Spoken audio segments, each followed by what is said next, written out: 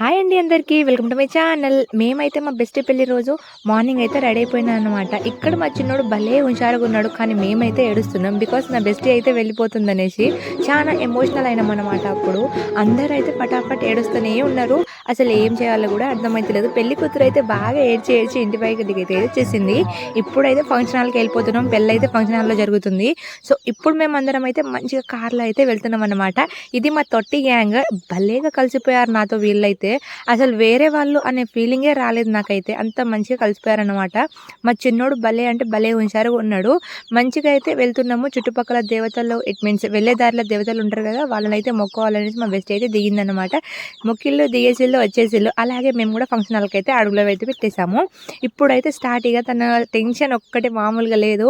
ఆ టెన్షన్ అప్పుడు వేరేదిగా ఉంటుందన్నమాట. సో ఫంక్షన్ హాల్ అయితే భలేగా నచ్చింది నాకు.